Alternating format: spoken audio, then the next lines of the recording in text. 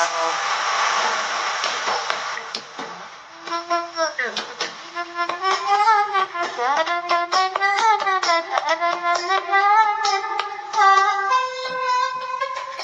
അപരാധങ്ങൾ നിങ്ങൾ കണ്ടില്ലേ സുഹൃത്തുക്കളെ? ഈ അപരാധത്തിന് എല്ലാത്തിനും കൂടിയിട്ട് ഒരു ഗംഭീര പണി നമ്മുടെ കേരളത്തിലെ കുറച്ച് ചെറുപ്പക്കാർ കൊടുത്തിട്ടുണ്ട്. പച്ചയ്ക്ക് പറയാം, രേണു സുധിക്കെതിരെ നമ്മുടെ പോലീസ് ഡിപ്പാർട്ട്മെന്റ് എന്ന് വെച്ച് കഴിഞ്ഞാൽ എക്സൈസ് ഡിപ്പാർട്ട്മെന്റും ഒപ്പം തന്നെ നമ്മുടെ സോഷ്യൽ മീഡിയയും മറ്റൊക്കെ എത്തിപ്പെടുന്ന ഒരു ഡിപ്പാർട്ട്മെന്റ് കൂടി ഉണ്ടല്ലോ, രണ്ടും കൂടി കേസ് എടുക്കാൻ തീരുമാനിച്ചിട്ടുണ്ട്. ഏതാണ് ആ പയ്യന്മാരെന്നറിയില്ല, കുറച്ച് പേര് പോയിട്ട് ഇത് സഹിക്കാൻ പറ്റാനായിട്ട് കേസ് കൊടുത്തു. നോക്കൂ, ഇതിലിപ്പോ എന്താ കേസ് കൊടുക്കാനുള്ളത് എന്നൊക്കെ നിങ്ങളൊക്കെ ആലോചിക്കുന്നതായിരിക്കും. പക്ഷേ സംഗതി എന്ന് പറഞ്ഞുതരാം. എന്തുകൊണ്ടാണ് ഇതിന് കേസ് എന്ന് വെച്ച് കഴിഞ്ഞാൽ, നമുക്ക് കള്ള് ഷാപ്പിൽ നിന്നൊക്കെ വീഡിയോ എടുക്കാം. നിങ്ങൾക്ക് ഏത് കള്ള് ഷാപ്പിൽ നിന്നും ബാർ വെച്ച് വീഡിയോ എടുത്തുള്ളൂ. പക്ഷേ ഒരു ഡിസ്ക്ലൈമർ കാണിക്കണം: മദ്യപാനം ആരോഗ്യത്തിന് ഹാനികരമാണ്, ഇത് വീഡിയോ പർപ്പസിന് വേണ്ടി മാത്രം ഉണ്ടാക്കുന്നതാണ്, ഇതാരും അനുകരിക്കരുത് എന്ന് പറഞ്ഞിട്ടുള്ള വീഡിയോസ് ഒക്കെ നിങ്ങൾ കണ്ടിട്ടായിരിക്കും, സിനിമയിൽ നിങ്ങളത് കണ്ടിട്ടായിരിക്കും, ഇല്ലയോ? അങ്ങനെ അതിനൊക്കെ അങ്ങനത്തെ ഒരു രീതി ഉണ്ടെന്നുണ്ട്. പക്ഷേ ഇപ്പോ ഇവര് ഏതൊരു കള്ള് ഷാപ്പിൽ വെച്ചിട്ടൊരു വീഡിയോ ചെയ്തിട്ടുണ്ട്. ആ കള്ള് ഷാപ്പിൽ കള്ള് കുടിക്കുന്ന ആ ഒരു വീഡിയോയുടെ ഒരു പരിപാടിയൊക്കെ നടക്കുന്ന സമയത്തും ഇവിടെ പ്രശ്നം എന്താ വെച്ച് കഴിഞ്ഞാൽ, ഇതിലെവിടെയും ഇത്തരത്തിലുള്ള ഡിസ്ക്ലെയിമർ കാണാനില്ല. പിന്നെ ഒന്നാമത് ഇവരുടെ വീഡിയോ കണ്ടിരിക്കാനുള്ള ചടപ്പ്. സോഷ്യൽ മീഡിയയുടെ തുറന്നു കഴിഞ്ഞാൽ രേണു സുധി ഇവരോടുള്ള നെഗറ്റീവ് ചോദ്യങ്ങൾ, ചേച്ചിക്ക് വട ഇഷ്ടമാണെന്ന് ചോദിച്ചു കഴിഞ്ഞാൽ ഒരു മടിയും കൂടാതെ, ഒരു സെൽഫ് റെസ്പെക്റ്റും കൂടാതെ, ഞാൻ അത്ര മെലിഞ്ഞൊരാളല്ല, എൻ്റെ വട ചെറുതാണ് എന്ന് ഒരു സെൽഫ് റെസ്പെക്റ്റ് എന്ന് പറയുന്നതിൻ്റെ ഒരു അംശം പോലും ഇല്ലാതെ അശ്ലീല വർത്തമാനം പറയുക, നെഗറ്റീവ് വർത്തമാനം പറയുക, ഇതൊക്കെ സോഷ്യൽ മീഡിയയിൽ നിറഞ്ഞ് സഹിക്കാൻ വയ്യാതെ കുറച്ച് പേര് പോയിട്ട് അങ്ങോട്ട് കേസ് കൊടുത്തു. ഇനി ഇമാതിരി എന്താ പറയാ അലവലാദിത്തരമായിട്ട് ഇറങ്ങരുതെന്ന് പറഞ്ഞിട്ട് ഒന്ന് കണ്ടോക്കൂ.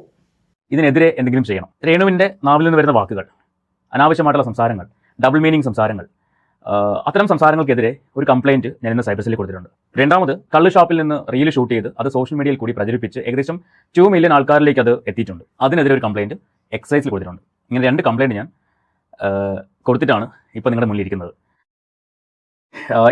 ഏതാണ് ഈ നല്ല ചെറുപ്പക്കാരെ എനിക്കൊരു പിടുത്തമില്ല. രേണുവിനെതിരെ 2 കേസിൽ കൊടുത്തിട്ടുണ്ട്.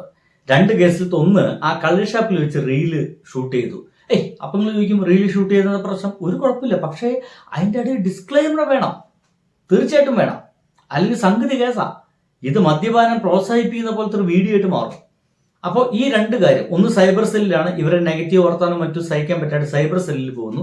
രണ്ടാമത് ആ കള്ള് ഷാപ്പിൽ വെച്ച് റീൽ ചെയ്തതിന് ആ എക്സൈസ് വകുപ്പിനും എന്ത് ചെയ്തു, കേസ് കൊടുക്കുന്നു. ബാക്കി കേട്ടോ. ഇന്ന് രാവിലെ വീട്ടിൽ നിന്ന് ഇറങ്ങിയതായിരുന്നു, ഇപ്പൊ വന്ന് കയറിയിട്ടുള്ളൂ. ഇപ്പൊ സമയം 4 മണി ആവുന്നു.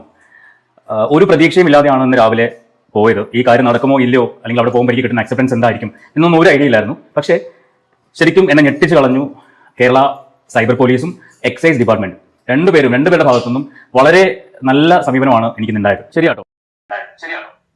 ഇത് പണ്ട് ഞാൻ വിവി ഹിയർ എന്ന് പറയുന്ന ഒരുവന്റെ വീഡിയോ കണ്ടപ്പോണ്ടായിരുന്നു.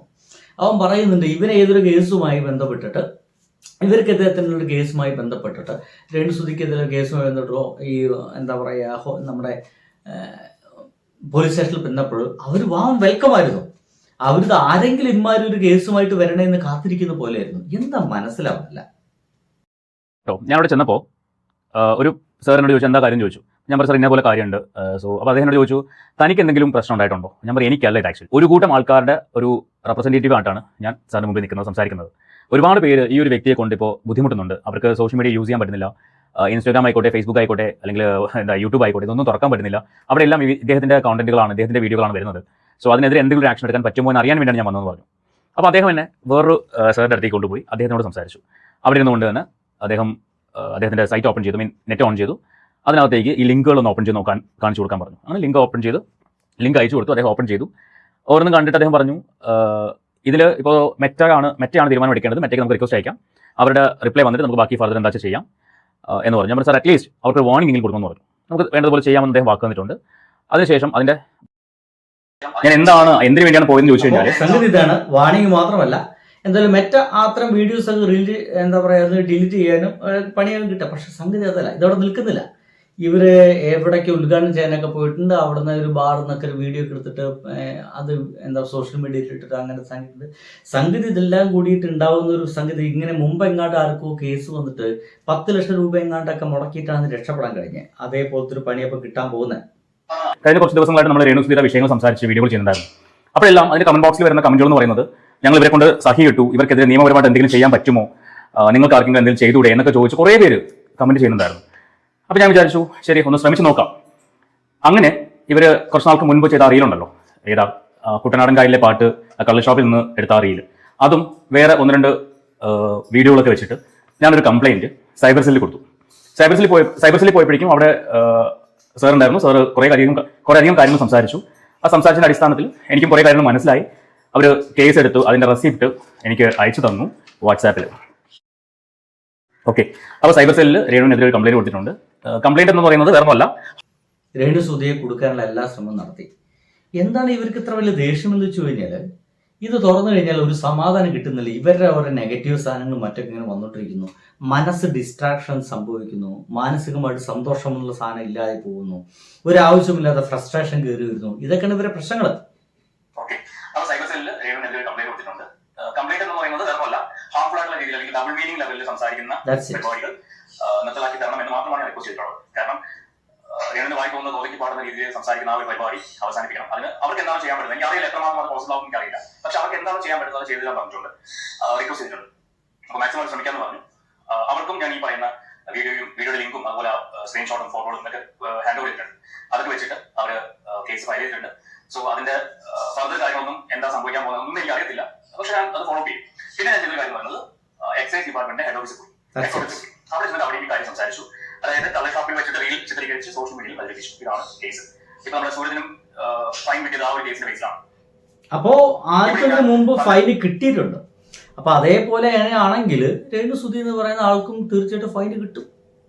ഇമാതിരി ഈ ലക്കും ലഗാനില്ലാത്ത വർത്തമാനങ്ങൾ, ഒരു ലക്കും ലഗാനില്ലാത്ത ഇത്തരം അലവലാതി വീഡിയോസുകളും അശ്ലീല വർത്തമാനങ്ങളും അശ്ലീലമായ നോട്ടങ്ങളും വർത്തമാനങ്ങളൊക്കെ സോഷ്യൽ മീഡിയയിൽ എല്ലാവരോടും സംസാരിക്കുന്ന രീതികളൊക്കെ മാറ്റിക്കഴിഞ്ഞാൽ തന്നെ നിങ്ങളൊന്ന് ആലോചിക്കുക, എത്ര നടിമാരുണ്ട് നമ്മുടെ സോഷ്യൽ മീഡിയയിൽ, എത്ര അതിഗംഭീരമായിട്ടുള്ള റീലൊക്കെ ചെയ്യുന്ന എത്ര പേരുണ്ട്.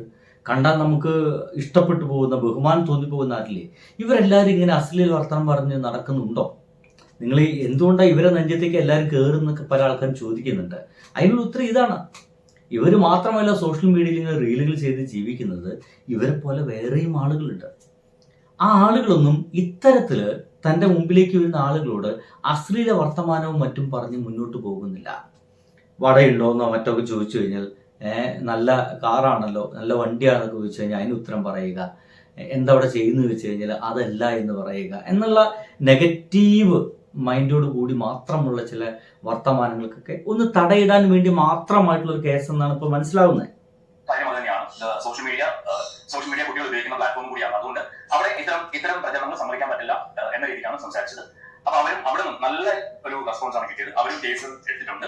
കൊടുത്ത കംപ്ലൈന്റ് റിസീവ്ഡ് അവിടെ ഫോട്ടോ എടുത്തിട്ട് പ്രിന്റ് എടുത്തതാണ്. കേസ് റിസീവ്ഡ് എന്ന് പറഞ്ഞിട്ട്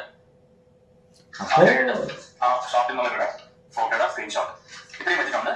ഇതാണ് എക്സൈസ് കൊടുത്തത്. അപ്പൊ അവർ ഇന്ന് ഫോർവേഡ് ചെയ്യാൻ പറഞ്ഞിട്ടുണ്ട് രേണുവിന്റെ അഡ്രസ് വെച്ചിട്ട്. അതിനകത്ത് രേണുസുധി മാത്രമല്ല വന്നിരിക്കുന്നത്, ദാസൻ, കോഴിക്കോട് ദാസനുണ്ട്, പ്രതീഷ് ഉണ്ട്, അക്ഷയുണ്ട്. ഇവരുടെ പേരും കൂടെ അറ്റാച്ച് ചെയ്തിട്ടുണ്ട്. രേണു മാത്രമല്ല അതിനകത്തുള്ളത്. അതുകൊണ്ട് ഇവരുടെ പേരും വെച്ചിട്ടാണ് ഞാൻ ആ കംപ്ലൈന്റ് കൊടുത്തത്.